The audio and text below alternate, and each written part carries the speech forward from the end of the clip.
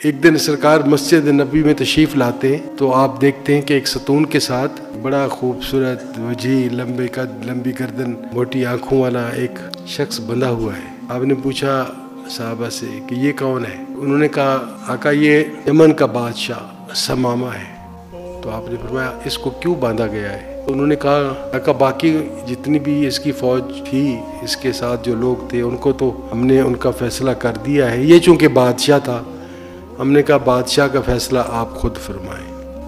تو آپ مخاطب ہوئے ثمامہ کو کہ ثمامہ کیا؟ اس نے سرکار کی طرف دیکھے بغیر کہا کہ گرفتار بھی کرتے ہو، حال بھی پوچھتے ہو۔ آپ نے فرمایا ثمامہ تمہیں کسی چیز کی کوئی طلب یا غرض ہو تو بتاؤ۔ اس نے کہا نہیں مجھے کوئی طلب نہیں ہے، کوئی غرض نہیں ہے، تم مجھے قتل کرنے والے ہو، مجھے قتل کر دو، بس ختم ہوگی بات۔ اب وہ منہ پھیر کے یہ سارے جواب دے رہا ہے تو سرکار فرماتے ثمامہ میری طرف تو دیکھو، یہ مکالمہ 3 دن چلتا ہے اور اسی پیٹرن پہ چلتا ہے، اور ظاہر ہے صحابہ بڑے بے چین، تلواروں پہ ان کے ہاتھ کہ اشارہ ہو جائے ابھی اس کی گردن اتار دیں۔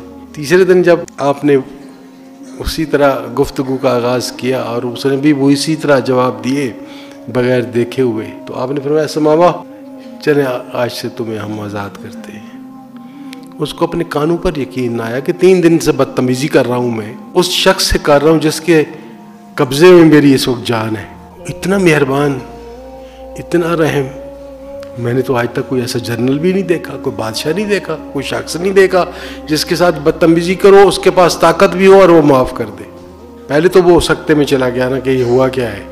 جب صحابہ نے اس کو کہا کہ بھائی جاؤ تم، اب تم سرکار نے آزاد کر دیا ہے، تو آگے ثمامہ بولتا ہے، کہتا ہے جب میں وہاں سے نکلنے لگا مسجد نبی سے تو میں نے کہا ایک دفعہ اس کو دیکھ تو لوں جو مجھے 3 دن سے کہہ رہا ہے کہ میری طرف دیکھو۔ مڑ کے میرا دیکھنا تھا تو اس کے بعد میرا دل میرے قابو میں نہیں رہا، میں آگے کی طرف دوڑتا تھا، دل میرا پیچھے کی طرف کھینچتا تھا۔ کچھ دیر تو میں نے ضبط کیا لیکن میں مجبور ہو گیا۔ سرکار اسی طرح تشریف فرما تھے مسجد نبوی میں، میں نے جا کے اپنا سر ان کے پاؤں میں رکھ دیا۔ آپ فرمایا ثمامہ ہم نے تو تمہیں آزاد کیا تھا۔ آزاد تو اس وقت کیا تھا جب میں نے دیکھا نہیں تھا، اب وہاں کی آزادی اپنے قدموں میں مجھے رہنے دیں۔ یہ واقعہ صرف میں نے پڑھا ہے یا اس کا القاب میرے اوپر ہوا ہے؟ لیکن میں بار بار اس بات پر اصرار کرتا ہوں کہ صوفیہ نے نبی کریم صلی اللہ علیہ وسلم کے اخلاق حسنہ سے یہ چیزیں زیادہ اپنی زندگی میں لاگو کی تھی۔ کسی سے نفرت نہیں کرتے تھے۔ ہم تو بھائی سیدھے سادے لوگ ہیں، ہم نے اپنے صوفیاء کو دیکھا ہے، ان کے کردار کو دیکھا ہے، ان کی تعلیمات کو دیکھا ہے، ان کے ہاتھوں لاکھوں مسلمان ہوتے دیکھے ہیں۔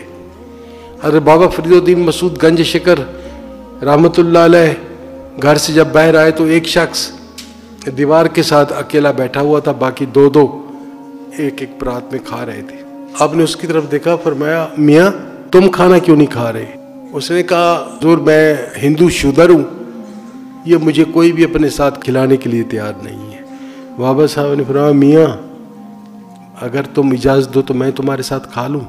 یہ ہے وہ اخلاق حسنہ جس کے ساتھ آپ کے ملازمین ساتھ بٹھانے کے لیے تیار نہیں تھے، اس کے ساتھ آپ یہ پوچھ کے کھانا اس کے ساتھ کھاتے ہیں کہ میاں اگر تم مجھے اجازت دو تو میں تمہارے ساتھ کھا لوں۔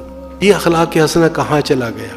تو میں تو بڑے عرصے سے کہہ رہا ہوں، اب تو بوڑھا ہو گیا ہوں کہتے کہتے، کہ صوفیہ کی تعلیمات جو ایکچولی اسلام کی تعلیمات ہیں، ان پہ آپ چلیں گے تو پاکستان کو آپ بچا لیں گے، ورنہ اس ملک کا اللہ حافظ ہے۔